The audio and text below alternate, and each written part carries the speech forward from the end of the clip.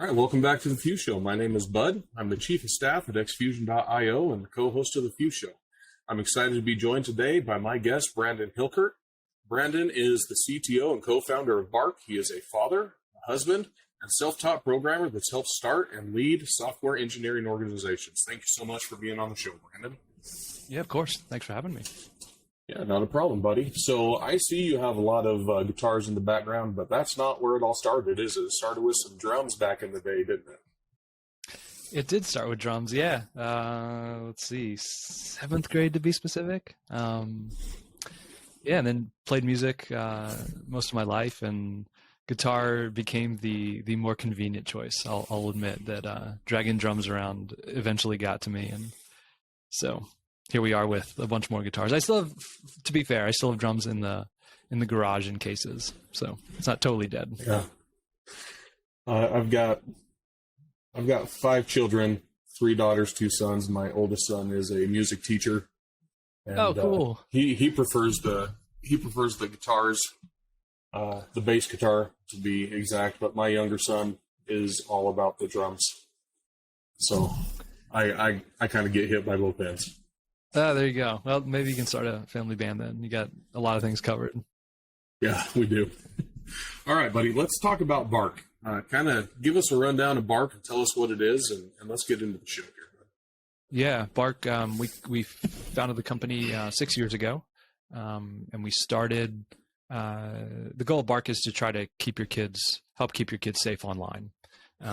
As a generation that's grown up with kids that know nothing else other than social media existing, devices, that type of thing.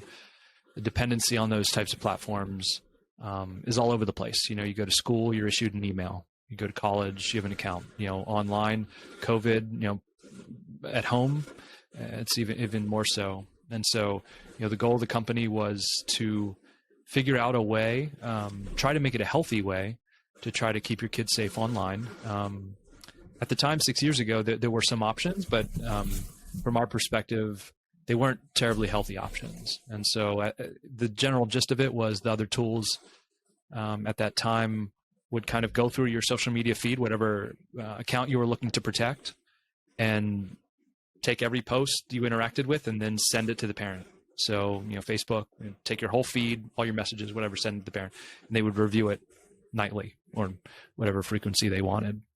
And with the kids that you have, you probably know that most kids don't send 1 or 2 messages and call it a day, and they often send thousands. We see kids sending thousands of texts a day, and so it's hard to keep up with that kind of volume. And so we thought there was an opportunity to not force the parent to dig through every message, and at the same time not have to send the parent every message because some of them are not issues.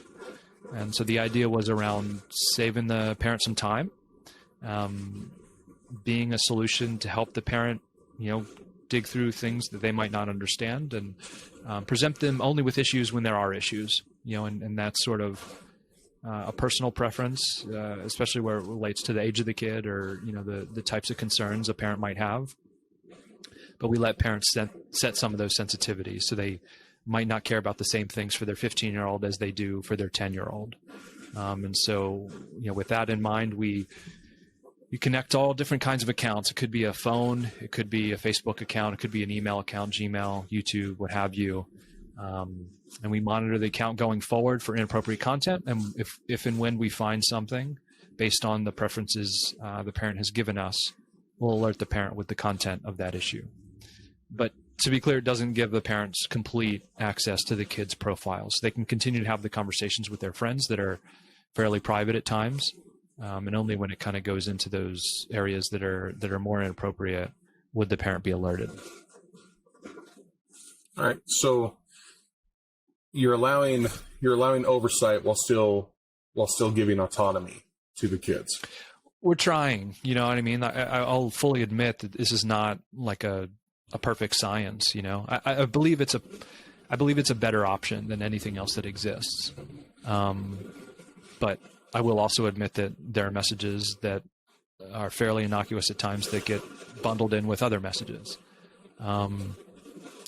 We liken it to, When your kid gets on a bike, like it's not really a debate anymore whether you give them a helmet. When they get their license, it's not really a debate anymore about do they put on a seatbelt. And in fact, some of these are laws, right? The same thing could be said when you get a device. Like I guess some people choose to just let them do whatever, and that's as a parent, you have those decisions to make. Mm-hmm. But the same risks are online as they are, in real life, driving a car, and operating things like that. And we certainly see the effects of being exposed to content that's inappropriate during younger years have an effect on people as they're older. And so, we feel like the controls that we offer, we really try our best to let the kid live their life and also put some controls in place to keep them safe. I mean, that's ultimately the goal, is to keep them safe. And so at times it may not be perfect, but we believe it's a better option than doing nothing. No, absolutely. I think that's good. It's important, as kids grow, like the younger ones absolutely need much more oversight and a whole lot less autonomy than the older ones. And it is a rite of passage, right? So as kids get older, and like you said, you give them bikes, they get a little more freedom, and they should, as same with their computers and their phones. The little older they get, the little more autonomy they should have. And and I would say a lot of this isn't really a function of them as people. It's the platform's motivations are very different than ours as parents or the kids' motivations. They're looking to have fun, right? And I mean, I'm sure you've gotten stuck in some rabbit holes on YouTube before, and I've walked in a room with kids looking at YouTube, and their goal is to keep them on YouTube, right? And recommend certain videos with thumbnails that pop out, or create a reaction. It's not to say like what can we do best to give the kid a great experience and not expose them to they're there to keep eyeballs, and so their motivations are a little in conflict with, I think, what parents would want. And so that sort of just gives an opportunity to create some boundaries and some tools in place to keep that under control, right? Okay, I got you. So I was looking at it a lot from a parent to kid perspective. You're coming at it as a safety perspective. So talk to me a little bit more on that safety perspective. Tell me about how this product keeps kids safe. I'm looking at your website here as we're talking, and you have some pretty big numbers here. 5.6 million children protected, 267,000 severe self-harm situations detected, 2.1 million severe bullying situations detected. Tell me about that. Tell me how you're protecting these kids from self-harm and bullying situations. Tell me how that works. Yeah, I'll say that our platform is very much a lesson learned style situation, in that there are tools out there that come at the same problem, trying to prevent things from happening. So a kid goes to send a message that might be like aggressive, and the tool might say, I'm not going to send this message because it looks aggressive, or you should think twice about sending this. This might not, this is a little over the top. The messages happen, and then we take a look at them. And so there's opportunities for lessons learned there, with the parent. And certainly the parent, might receive a notification. They don't have to do anything to it. We offer some recommendations on how to approach the topic, because sometimes these are very uncomfortable situations, and often things that the parent might not even know was going on, right? So like, my kid's good, they're happy, whatever. And then all of a sudden you see a note about them thinking about ending their life. And then what do you make of that? It's like, you don't even have a warm up period to say like, oh, I know they might not have been in a good mindset, but it went from, 0 to 100 real fast. And so we've built some artificial intelligence that does NLP, natural language processing. And so we look at text and we classify it in certain categories. And those categories are like bullying, depression, self-harm, hate speech. Profanity is an easy one. Those types of categories that we can then ask the parent, well, what are you most concerned about? Self-harm, depression, and then on a severity scale of 0 to 4, 0 being it's not an issue for that type of thing, 4 being it's the worst, it's the most severe. A 4, for example, of self-harm would be, we believe there's going to be imminent harm to the child within the next 15 minutes. We send out a couple dozen of these a day, if you can imagine. So these are kids that have a plan that want to end their life. And so those notifications, are critical, and certainly they have a different kind of a notification alerting path based on the severity of them. Our data science layer takes a look at all this content. So it would involve video, audio. So if you send a video, we'll take the audio off the video, do speech to text, and then analyze the text. We'll chop it up in keyframes, send it through OCR, look if there's messaging on it, look at the transitions, analyze the pictures to see if there's any inappropriate content. So all this kind of like media, text, all kind of goes together in this package to then output, is this inappropriate? And if it is, what is it inappropriate for? Is it depression? Is it self-harm? And then what's the severity of it? And so that way we can sort of like tailor notifications based on the severity of the situation. If there's a self-harm severity 4, that's obviously more important than, maybe like somebody said WTF in a message, right? Which would fall under profanity, a low severity profanity. And certainly you can decide you don't want to receive those low severity ones, as I mentioned with the settings. But those more severe ones, obviously there's a path there that, we give some recommended actions on how to approach the topic with the child. We give them some resources with both partnerships and just like outreach, hotlines that might be able to help. And so from there, it's, we leave it to the parent to decide kind of what's the best next steps.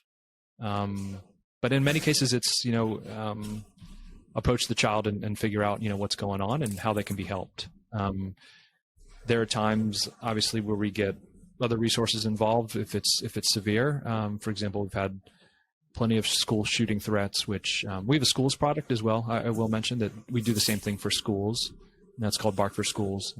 But it's basically analyze the same content that are on school-issued accounts than personal accounts. And so instead of alerting the parent, in that case, we would alert the school official or the principal or whomever set up to receive the alerts for that particular student.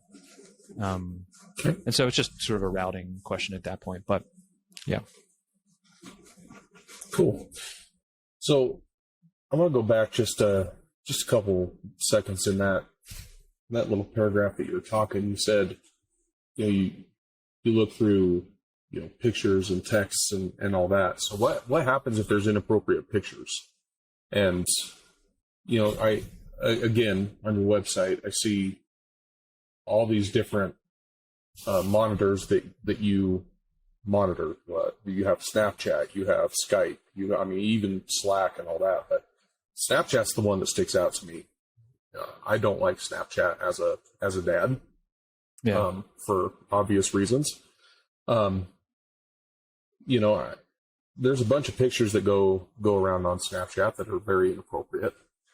How do you monitor those, and how do you get those to the parents?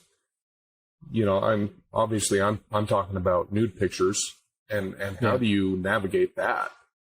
How do you send those to the parents, and who's looking at those on your end, and what happens to those pictures? Like, where do they get stored? Yep. There's a lot of ifs there. There's a lot of iffiness to that. Yeah. Yeah.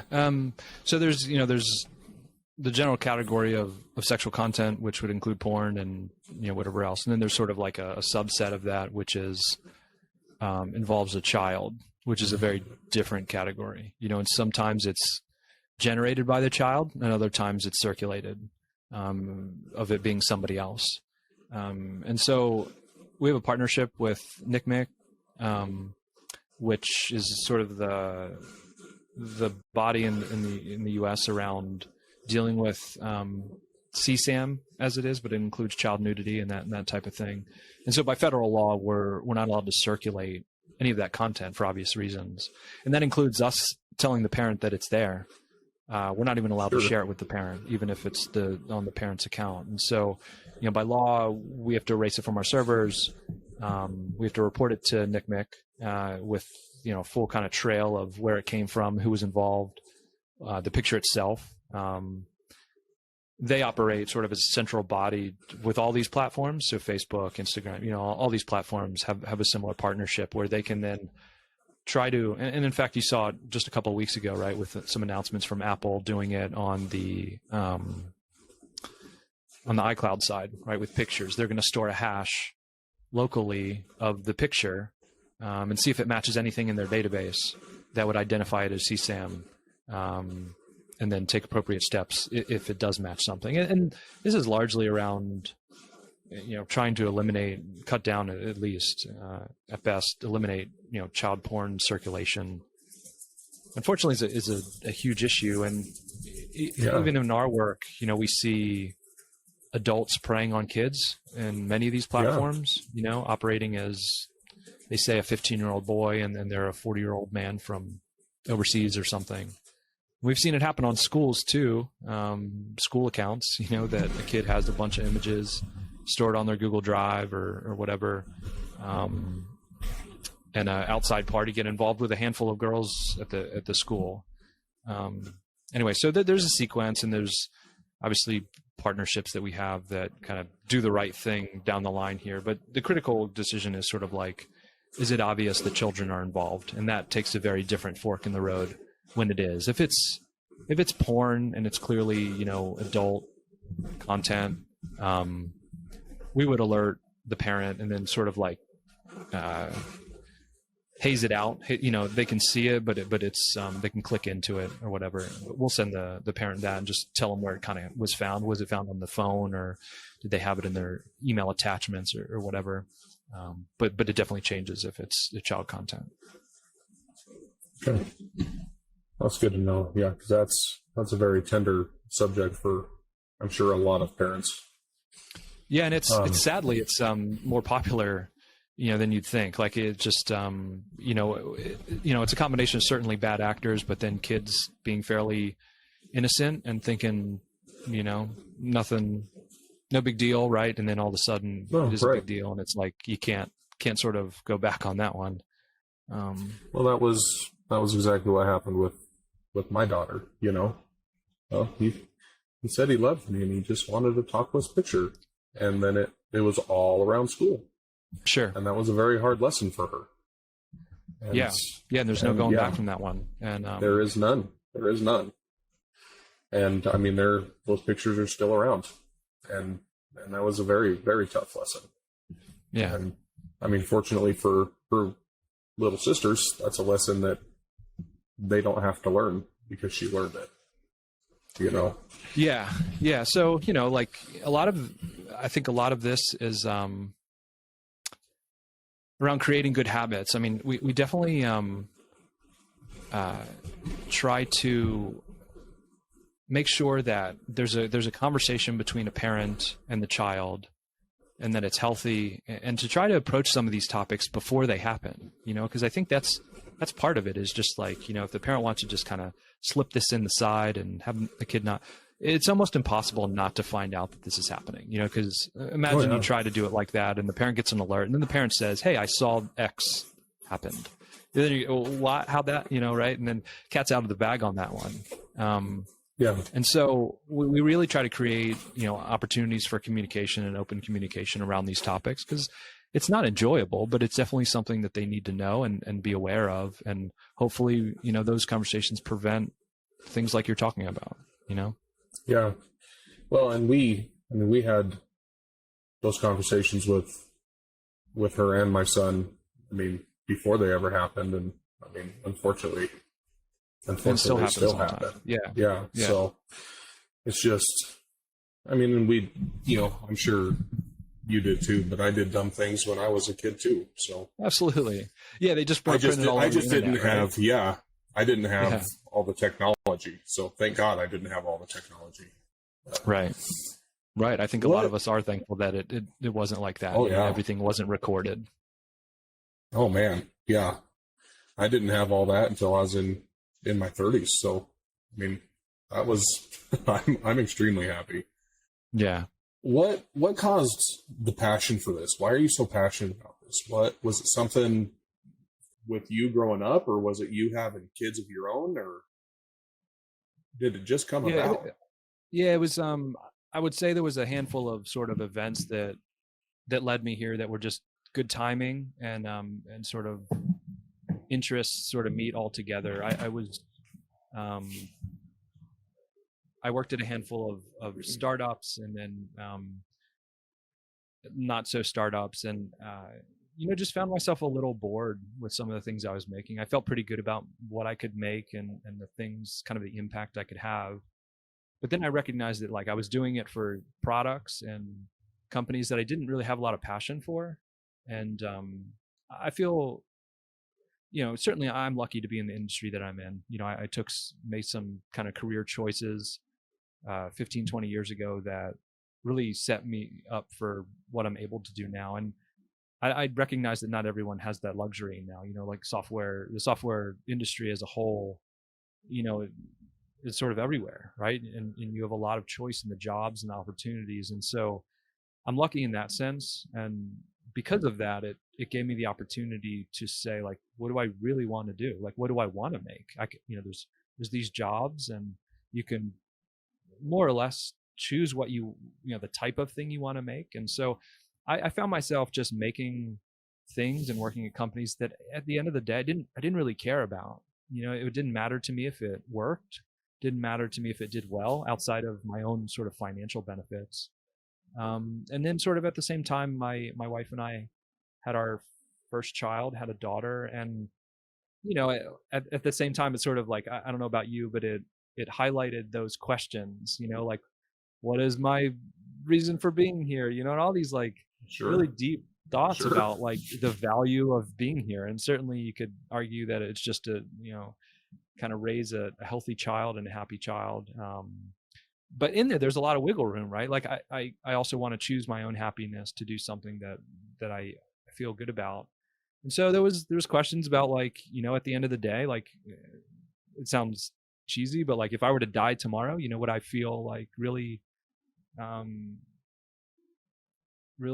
like I put my mark on something? And up to that time, I didn't feel very strongly about anything. And so it was a pivoting moment, I think, that said, like, well, you're not getting younger, so you might as well go tackle some things that at least you could look back on and say, I made a mark in that. I maybe did some good in the world. And so this also, at the same time, sort of a conversation appeared on my lap, and I was lucky, and my co-founder Brian had reached out as a cold email and just said, let's talk. We were in similar circulating sort of communities, but didn't know each other. And he told me about some of the things he was thinking about, and this was one of them. And so good timing, lucky, and it worked from there. And at the end of the day, I'm sure as a father, you can relate. It's hard to imagine a family losing a kid, and I get to basically spend all of my work time trying to make that not happen for families. And we've been lucky enough to get feedback from families, fortunately not tons, but like, we send out some severe alerts, and with those comes sort of a follow-up to say, hey, we just wanted to check in. We know that was some heavy stuff. Is there anything we can do to help? Because we have resources too. And those are the replies that we've gotten that have said, and there's been dozens that have said, we believe Bark saved our kid's life. We actually had no idea this was happening, and they're in the hospital, they're getting help, whatever it may be, but we believe they wouldn't have been here had Bark not been in play. And so to be able to walk away from that and, think about where do I leave my stamp, and think that maybe I had some part in, keeping fill in the blank number of kids on this earth that might not have been otherwise, is it's hard to imagine anything better than that, as a dad. Yeah. I live in northeastern Colorado, a bunch of small towns, and especially since the beginning of this pandemic, we've lost, I believe it's nine children to suicide, and it's just been hard. Like the last one, my middle daughter came home. She says, "Dad, we have another one." I was like, "That's not something that a 15-year-old should ever come home and say and be that callous to." Dad, No. we Yeah, lost another one. just everything they have to think, thinking about that idea. I mean, I don't know about you, but I can't remember that ever happening in my school No. experience. Even somebody in neighboring schools, I don't remember that happening. Yeah, and it just seems like it's becoming more and more and more prevalent. So, man, kudos to you and your co-founder. Like this is really really good, and I think the way that you guys are handling it is just fantastic. So, Thank you. no, thank you. Like I really like this, and I think after we get off this call, I'm gonna have a long talk with my wife, and we'll probably end up grabbing this. But yeah. So that being said, like you said, how you spend your workday, you get to try and make this not happen. But that's heavy. That's a really heavy responsibility that you have for your workday. It is. So how do you decompress? Like you have to deal with a lot, and your employees. Like you guys see a lot of stuff. Kind of like a police detective that works, child cases. You guys see a lot of stuff. So how are you able to decompress at the end of the day? Well, what you see behind me is part of it. I think Sure. I try to have some hobbies to keep me away. It's tougher too, I would say for sure working at home. Those boundaries aren't as clear. I try to have some things to get my mind off it. Certainly family helps. But having the role I do, I recognize that, there are a lot of things that sort of end with me, and that is part of what I signed up for. And so, we've done it right. I think that, we have an annotation team that's about 50 people in this country. I say it only because in many situations, many people outsource this type of thing, but we have humans looking at things and making sure the computer got it right, confirming they got it right, escalating when there are times that, there's sensitive content that we need to confirm. And then they're certainly well trained in escalating content, reaching out to authorities if need be, and all that stuff. And so, I would say they get it worse for sure. They see this type of thing every day. And it's definitely not an easy thing to deal with, and so we've gone to great lengths to try to provide them resources and emotional support and clinics and just anything we can think of really to keep some limits around what they do and not have it get overwhelming and sort of bleed in and affect their real life. And, again, one of the things, I don't think we're perfect at it, and burnout is a very real thing as it relates to annotating this type of content, and seeing it regularly. There are tons of articles and posts written about just burnout as it relates to moderation teams at Facebook and other social media platforms, because they see the same type of stuff. They have to flag it or it gets reported and they have to take a look at it. I will say that when we were smaller, there was less like dividing line between what people did, right? We had annotators, but it was kind of like, oh, I helped annotation, right? So you sort of wore a lot of hats. And we did a handful of partnerships with some larger companies who you'd recognize, trying to figure out, how do they get their annotation and moderation approaches under control and do it in a way that was healthy, which caused us to have to see a lot of stuff. And I will say, there's no doubt, like I've seen images that I will never unsee again, and Sure. It's super weird. But I can't go back. So it is what it is, Yep. So I would say just through a variety of resources we provide to the company and trying to give people space and time when they need it. We try our best, but of course, everybody sort of handles these types of things differently. And certainly it's just not for a certain type of person, so I think that's reasonable, and it's like, this is heavy stuff. And we've had people leave just because it's just a little too much, and that's okay. Like there's plenty of jobs out there, and this doesn't have to be for everyone. But I think what people can all agree on is that the value it provides. So while it may not Oh be yeah, enjoyable at absolutely. times, we can all rally around the fact that, like, detecting this or sharing it or making sure the right people were involved, got not fixed it, but at least gave them some resources to make some headway on the issue with the parent or whomever it may be that would help. And so I think there is, a lot of companies, I think, have to convince employees to rally, right? And like what the mission behind the company is, and really get them excited about what they're doing. And I guess in a positive light, we've never had to really do that, because people join and they're really excited about what we do, and it's pretty self-explanatory. Not Yeah. always enjoyable, but if you can sort of see the light at the end of the tunnel, sometimes it sort of makes it worth it. Yeah. So, were you able to keep? Let me see if I can rephrase this or phrase it properly. You've been around since 2015. So before the pandemic, were you all in the same spot, or did you always have people all around the U.S. Kind of remote, or were you able to keep an eye on your employees better? Before this pandemic, are you back in the office now? Yeah, we started as a remote company when it was just myself and my co-founder Brian. We grew, and everybody was remote.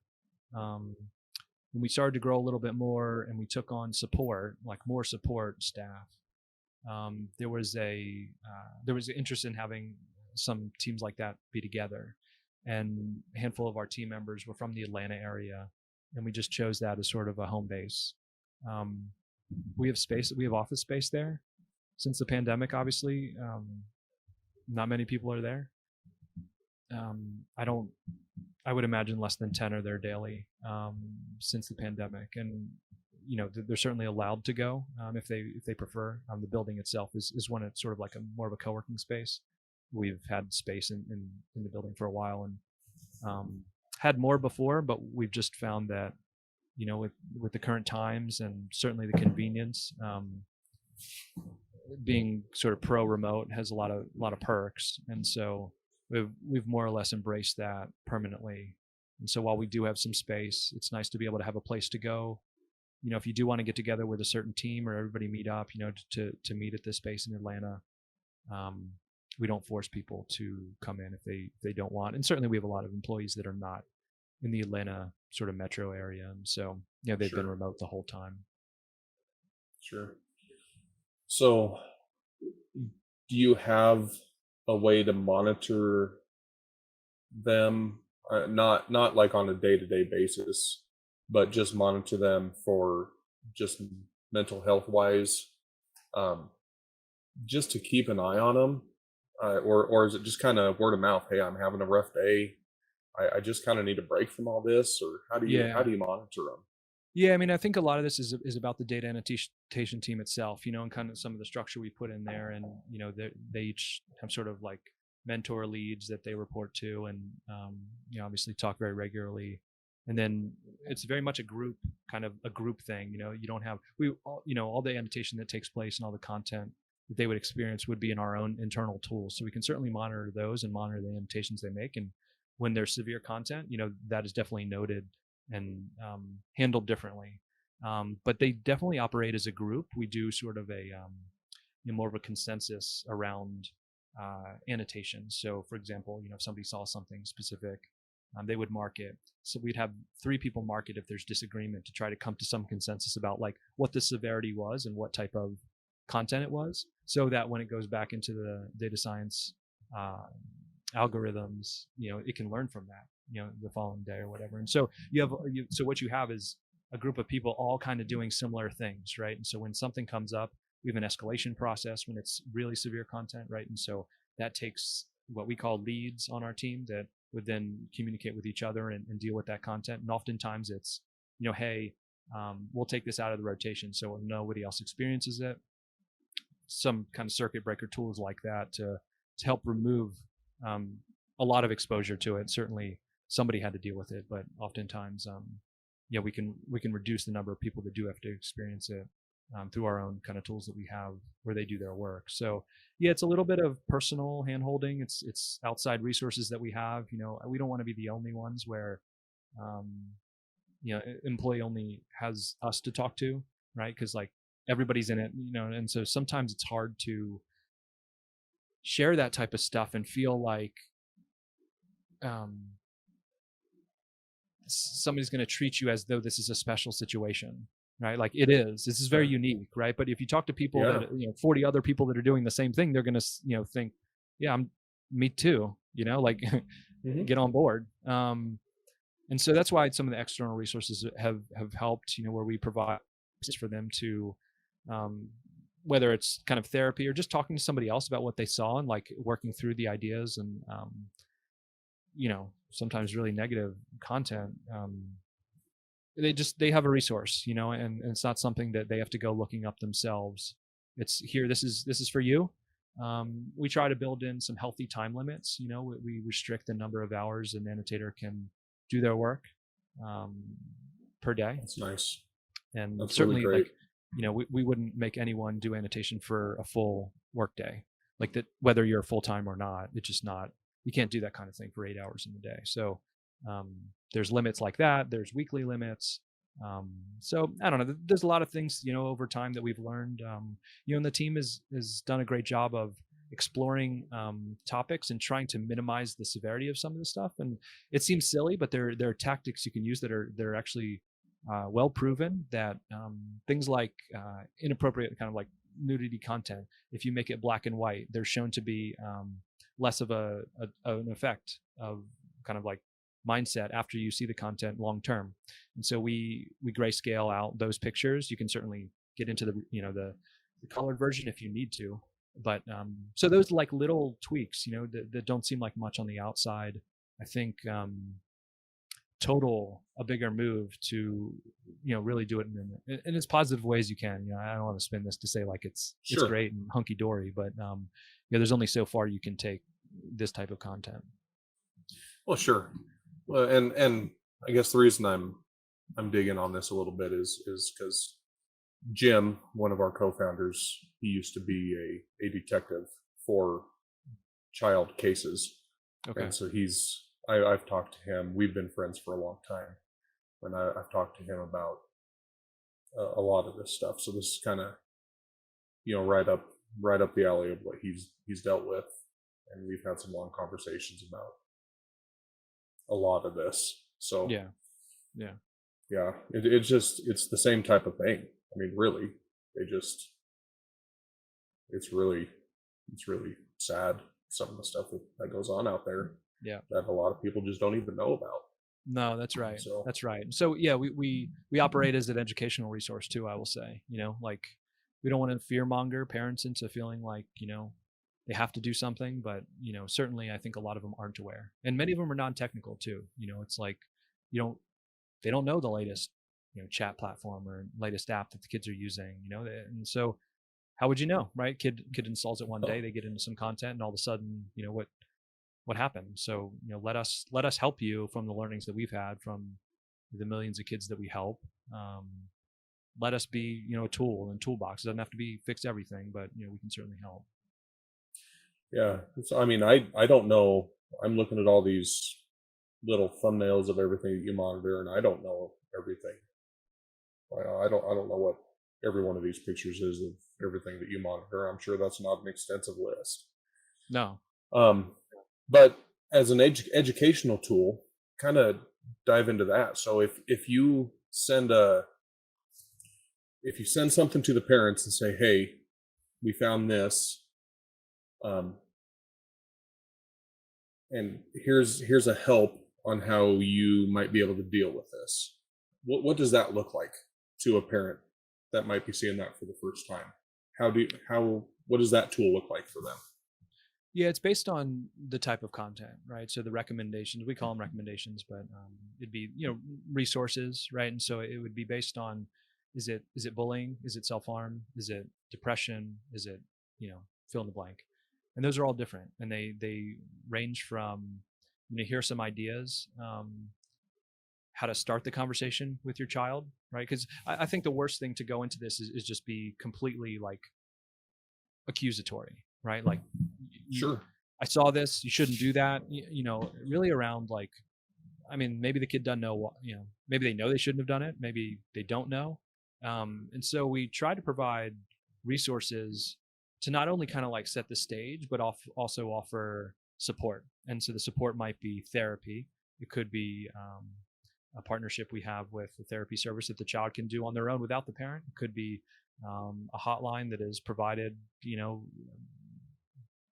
in this country, that whether it be around self-harm, or other type of content. It could be, we find that resources like articles of historic cases or experiences for other people, or documentaries or movies about certain types of situations help as well.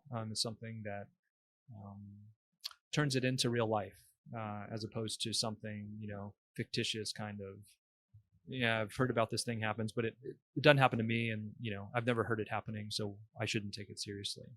And so these are cases, in the past where, whether it be grooming, child abduction, like these types of things, whether it be kid gets connected with some people and gets a hold of some kind of drugs that, ultimately kid loses their life. We've partnered with a woman named Dr. Berman, who's been on a handful of shows recently, who lost her son on Snapchat. Not on Snapchat. He ended up buying some drugs on Snapchat from a person he met there, and they were laced with something that he shouldn't have had, and now he's not here anymore. And he was, I think, 10 or 11 at the time when this happened. Oh man. And so those types of things, we try to illustrate that these types of things happen, and unfortunately, and if the kid's aware, then hopefully, with that, usually when you launch into these conversations, like it could go a handful of ways, but in a perfect world, it's like you're a team, right? And that's what we try to set the stage with schools too, is that involving the parent, I think it was a very, it was not a very popular idea for schools to involve parents I would say 5 to 10 years ago. They thought that parents were sort of a burden, and like they don't want them calling up the school saying like, you need to deal with this, and whatever. But I think they realize now, at least this the trend we're seeing, is that it takes a village to deal with all the things that a kid might experience, and certainly online, but in real life too. And so we offer something called Parent Portal to the schools, where they can have their parents engaged. It's just like, the services where you can be on a listserv with your teacher, or monitoring kind of notifications, that type of thing, where the parents will get notified for alerts that happen on the school issued accounts as well. And then think of it like a team working together to try to teach the kid a lesson, or help them understand why something was inappropriate or not. And so a lot of this is like about teamwork and just getting on the same page, not so much a parent forcing this on their child and the child being upset about it. We've seen that too, that it's tough to introduce something like this to a kid that's 17 years old and on their way out the door. But we try our best to try to provide the parents some resources to talk about that in a way that's easier. I mean, certainly it's easier if you introduce Bark at a time when the child gets their device. And so it's like, hey, look, we'd love to have you have a phone for whatever reason. There are some limits, like with the seatbelts and the helmet. This comes along for the ride, and it's a little less, there's a little less speed bumps in the path when you do it early, and that's sort of like just what it is. But I think depending on the family dynamic, there's a lot of personal things that go on in a conversation like that. It's really hard to to navigate it sometimes. So we do our best to try to provide the resources. Admittedly, it's all over the place. Sure. But Sure, but I mean, it seems like it's coming more full function. Like you're trying to help. You're trying to help the parents. You're trying to make it easier on and for the kids. You're trying to have the resources available to make things smoother. You're trying to make it as easy as possible, and your heart behind everything is good. So I applaud you, man. thank you. No, thank you. I was listening to a podcast while I was getting ready for this one. I was listening to another podcast you were on, and he asked you, if you could go be anywhere in the world, where would you go? And you said, right where I'm at. As a summary, that's basically what it was. If you could travel to anywhere in the world, you said, I'd stay right where I am. I'm wondering if that would have been the same answer while you were doing your other ventures. No. While you were kind of no, not at all. It's no. Yeah. Now I that you're you try to shape your life in a way that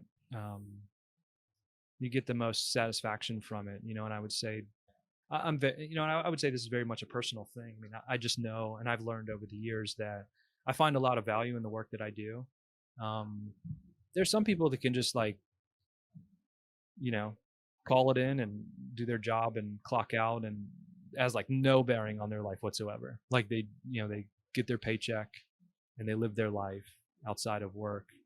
And I've found that I wouldn't say this is a good thing at all, but I've found that my happiness is very much tied to my ability to kind of offer value and execute on whatever it may be that I'm focused on. And so it took me a while to get in a place where I feel really good about my contributions, and the things that I was building, as we've already talked about. Mm-hmm. But then two, to be sort of have the good fortune to be in a place that's beautiful. And I'm a beach person. So for me, I would say prior to this, we were living at a place that didn't really have a beach, and it was cold in the winter. And those are not the things that I love. And so 3 years ago, my family and I decided to hit the road and move permanently. And so we moved to a place where we felt like everything matched our interests. And it was one of the first times I felt like I really designed my life as I wanted it in the moment, not waited till retirement or, waited for that twice a year vacation or whatever it is, right? Waiting for this next thing, the grind until you got to really experience the things that you wanted. And so, this is another one of those things that I just feel really fortunate to have chosen the path that I did, and, been motivated to work towards the things that I've done to give me that freedom to make that choice, because I recognize that not everyone can just up and move to a place, that is their kind of perfect world. So yeah, I guess I'm lucky in that respect, but yeah, still same answer. It's great. That's awesome, man. Well, I'm super proud of you. I'm proud of you for finding your path and finally finding the thing that gives you that peace and I guess the achievement that you're looking for, and finding the place where you want to be down there in California, and finding the beach that you wanted to be, and having the family that you want. And man, it's awesome. And doing the thing that gives you life, which is helping, really, helping kids. And I mean, kids are getting their devices at younger and younger and younger ages, and this is just more and more and more important. as time goes on. It is. So, Yeah. last couple questions here. What advice would you give founders or soon to be founders that are watching this? I think it's about that passion piece, like I remember early on when I was involved in a handful of startups, and it was really about me sort of testing my boundaries, I think, and feeling like, could I be the sole technical person really, and like handle the burden of building all the things we wanted to build. I built a lot of stuff that, again, didn't really matter. Like at the end of the day, it was really like, it was a technical challenge, which I found fun. I went to school for mechanical engineering. So for me, it was about building things. And this happened to be building things online. And it really checked that box for me, but it didn't keep the interest over time. And, starting companies is a grind. I mean, it's like Yeah. a big grind. And, there's been plenty of moments where I'm like, I do not want to do this. And, I step back and think about the mission, or what the testimonials we receive, and you say, okay, this is not ideal right now, but let me just push through and get to the other side, and keep an eye on. And so, I think that's a very natural progression in a company's life to have moments where you're just like, this is not fun. I'm not into it. And if there's no passion for the actual like problem you're solving, I think it's really tough to walk out of that and feel like it's worth continuing. And so, since it's involved so much time, I would say just stick on a path that, you really feel like you should solve, like should be better in this world. And it hopefully will keep the attention and the focus to grind through the really low parts. Yeah. No, good stuff. And the last thing before we finish this thing out, Brandon, is just let everybody know how they need to get a hold of you, or how they can get a hold of you. Yeah, so I can be reached. I have a website out there, brandonhilkert.com. It has all the information there and has social media platforms and other places. Most of the time it's Brandon Hilkert username. And then Bark, you can find us at bark.us is the website. Kind of all the information you need there. Certainly if you have any questions about the company, Bark, what we do, or just anything in particular personally, feel free to reach out on social media or email on my website, and I'm happy to chat.